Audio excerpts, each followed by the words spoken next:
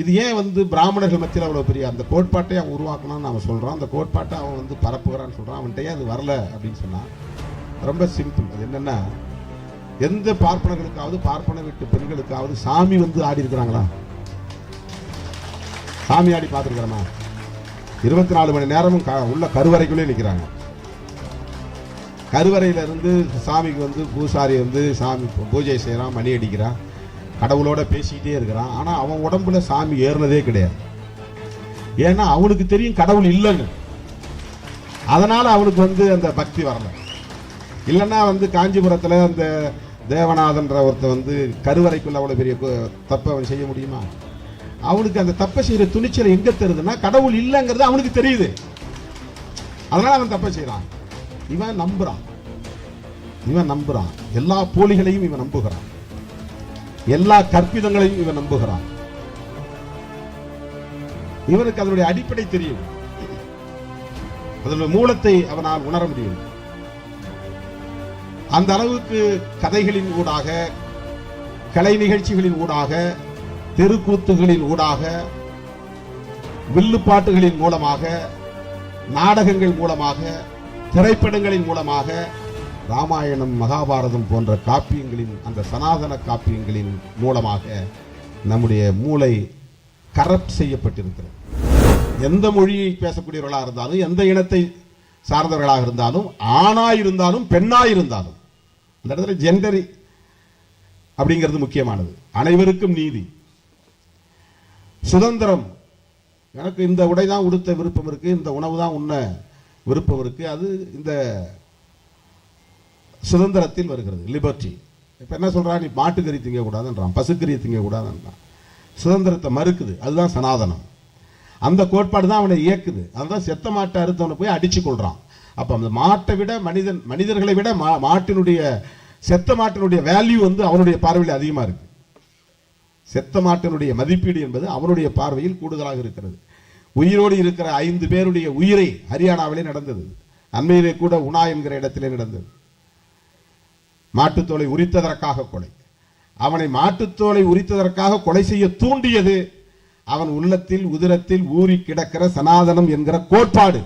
அதுதான் அவனை இயக்குகிறது, அதை நியாயப்படுத்த சொல்கிறது. சீனிவாசனை அதுதான் இயக்குகிறது, அதை நியாயப்படுத்த சொல்கிறது.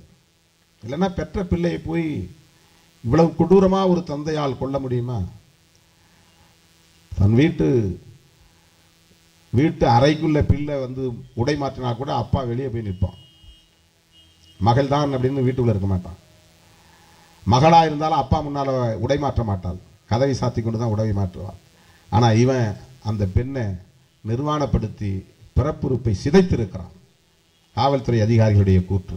அப்பனே உனக்கு இவன் தான் தேவைப்பட்டானா அப்படின்னு சொல்லி அவன் அந்த அளவுக்கு மனநோயாளி ஆக்கியது எது?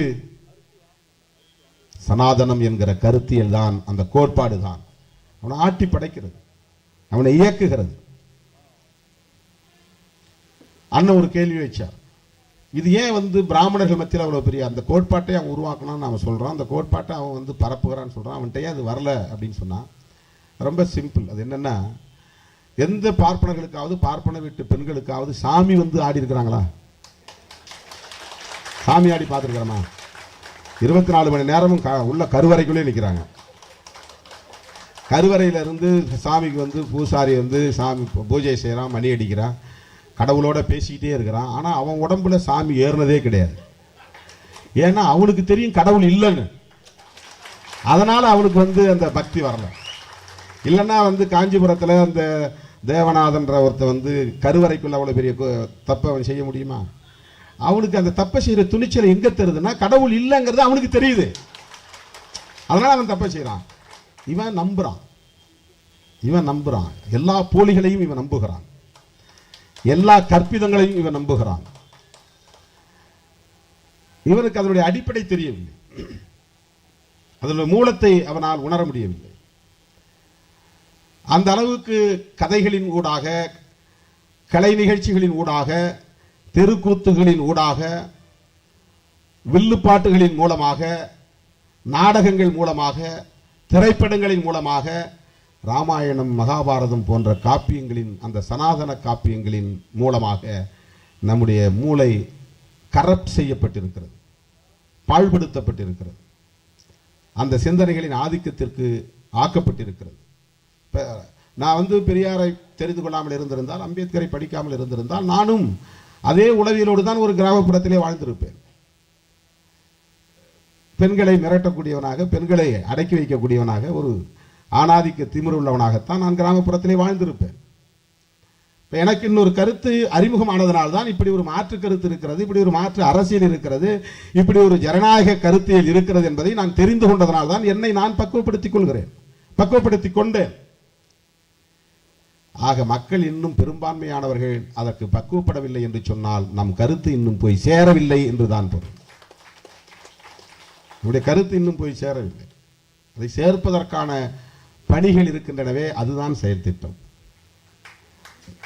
அந்த கருத்துக்களை எடுத்து செல்வதுதான் செயல் திட்டம். ஆனால் அதுக்கு முன்னாடி அம்பேத்கரும் பெரியாரும் சொல்றதை புரிஞ்சுக்கணும். எந்த ஒரு செயல் திட்டத்திற்கும் அடிப்படை ஒரு கோட்பாட்டு புரிதல் தான். சும்மாலாம் செயல் திட்டம் போட முடியாது. இன்னைக்கு என்ன வேலை செய்ய போறோம்னா அதுக்கு உங்களுக்கு ஒரு நோக்கம் இருக்கணும். இந்த நோக்கம் உங்களுக்கான புரிதல், நீங்க உள்வாங்கி கொண்ட விஷயங்களில் இருந்து தான் அந்த நோக்கம் உருவாக்கும். அப்படி இல்லைன்னா என்ன ஒர்க் பண்ண தெரியாது, சும்மா தான் உட்காந்துருப்போம், மந்துன்னு உட்காந்துருப்போம், வேலை இருக்காது. ஒரு வேலை இல்லையா, சும்மா உட்காந்துருக்கான்னா அவனுக்கு குறிக்கோள் இல்லாத பையன், நோக்கமத்த பையன் கிராமத்தில் திட்டுவாங்க. அவன் நோக்கமத்த பையன், ஏன் அவன்கிட்ட போய் சொல்றேன்?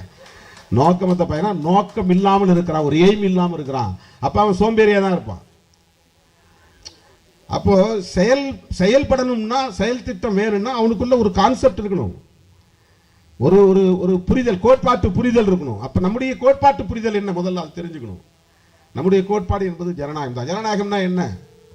அரசியலமைப்பு சட்டத்தில் சொல்றார் புரட்சியாளர் அம்பேத்கர் அவர்கள், தி ஜஸ்டிஸ், லிபர்ட்டி, ஈக்குவாலிட்டி, சமத்துவம், அடுத்து ஃப்ரெட்டர்னிட்டி, சகோதரத்துவம். இது வெறும் சொல்லா நீங்க பார்க்கக்கூடாது, இது வெறும் ஒரு லீகல் டெர்மினாலஜியா பார்க்கக்கூடாது. இது ஒரு டாக்டரின், இது ஒரு கோட்பாடு. இது கான்ஸ்டிடியூஷன்ங்கிறது வெறும் சட்டம் இல்லை. கான்ஸ்டிடியூஷன் என்பது ஒரு கோட்பாடு. அது ஒரு கோட்பாட்டை அடிப்படையாக கொண்டுதான் ஒரு சட்டத்தை எழுத முடியும். மனு தர்மம் கூட வெறும் கோட்பாடு அல்ல, அது ஒரு சட்டமாகவும் இருக்கிறது, கோட்பாடாகவும் இருக்கிறது. அதுக்குள்ளே தண்டனைக்குரிய பிரிவுகளும் இருக்கிறது. கோட்பாடும் அதில் சொல்லப்படுகிறது, வர்ணாசிரமம் என்பது சொல்லப்படுகிறது. ஆகவே கோட்பாட்டையும் நாம் புரிந்து கொள்ள வேண்டும். அவர் எப்படிப்பட்ட அரசை, இந்தியாவை கட்டமைக்க வேண்டும் என்று கனவு காண்கிறார், அந்த பிரியாம்பிள்ல சொல்றாரு. அதுதான் நம்முடைய செயல் திட்டம். அந்த இந்தியாவை கட்டமைக்கணும். சில பேர் இப்போ சொல்றாங்க, இந்த தமிழ் தேசியம் பேசுறவங்கலாம் இவர் தேசத்தை பாதுகாப்போம்னு கிளம்பிட்டாரு, இவர் என்ன தமிழ் தேசியவாதி அப்படின்றாங்க. அதுக்கு நான் நீண்ட விளக்கத்தை தரணும். தேசங்கிறது இந்த தேசத்தினுடைய தேசிய ஒருமைப்பாட்டு காங்கிரஸ்காரங்க சொல்றதையோ அல்லது இந்து தேசியத்தை காப்பாற்றணும் பாரதிய ஜனதா கட்சிக்காரங்க சொல்றதோ நான் சொல்லலை. சனாதனம் என்கிற கருத்தியல் ஒரு பயங்கரவாத கருத்தியல். அது இந்த நாட்டை, இந்த மக்களை, இந்த தேசத்தை மீண்டும் 2000 ஆண்டுகளுக்கு பின்னோக்கி இழுத்து செல்வதற்கான ஒரு வேலையை செய்து கொண்டிருக்கிறது. அதனால் புதிதாக உருவாக்கப்பட்டு வருகிற, கட்டமைக்கப்பட்டு வருகிற ஜனநாயக இந்தியாவை பாதுகாக்க வேண்டும், ஜனநாயக தேசம் பாதுகாக்கப்பட வேண்டும்.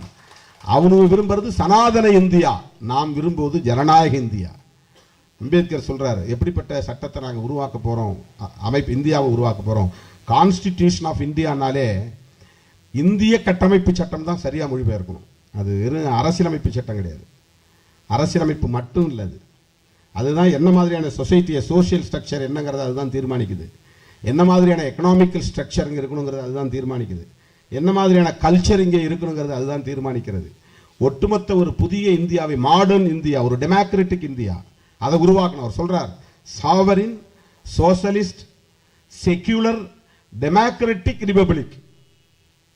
இப்படிப்பட்ட ஒரு இந்தியாவை தான், ஒரு அரசை தான் இங்கே கட்டமைக்கிறதுக்கு நாங்கள் உறுதிமொழி எடுத்திருக்கிறோம் அப்படின்னு அவர் சொல்றார்.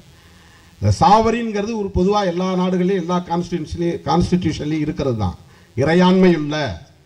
சோசலிஸ்ட்னா சமதர்மம். சமதர்மத்தை நீங்க எப்படி புரிஞ்சுக்கணும்னா, சமதர்மத்துக்கு எதிரான தர்மம் எதுன்னு தெரிஞ்சுக்கிட்டா இதை புரிஞ்சுக்கலாம். சமதர்மத்துக்கு எதிரான தர்மம் மனு தர்மம். ஏன்னா அது சமத்துவத்தை மறுக்கிறது. சமத்துவத்தை எதிர்க்கிற தர்மம் தான் சமதர்மம், சமத்துவத்தை வலியுறுத்துகிற தர்மம். ஆக சோசலிஸ்ட் என்பதை நீங்க கம்யூனிஸ்டத்தை கத்துக்கிட்டு தான் சோசலிசம் கத்துக்கணும்னு போட்டு குழப்பிக்க வேண்டாம். சமத்துவத்தை பேசுகிற அறம் எதுவோ அதுதான் சமதர்மம். தர்மம் என்பது வடமொழி சொல், அறம் என்பது தமிழ் சொல். சமத்துவம் அப்படிங்கிற சொல்லு கூட வடமொழி சொல் தான். அதை நம்ம தமிழில் சொன்னா யாருக்கும் புரியாது. ஆகவே சமதர்மம் என்பது சமத்துவம் என்பதுதான். ஒரு சமத்துவ இந்தியா, இறையாண்மையுள்ள சமத்துவம் உள்ள செக்யூலர் மதசார்பின்மை, மதசார்பற்ற டெமோக்ராட்டிக் ஜனநாயக ரிபப்ளிக் குடியரசு. இப்படிப்பட்ட இந்தியாவை கட்டமைப்பதற்குத்தான் இந்த சட்டத்தை நாங்கள் உருவாக்கி இருக்கிறோம். இந்த இந்தியாவை எதற்காக உருவாக்குகிறோம் என்றால் அதை என்ஷூர் பண்ண விரும்புகிறார்.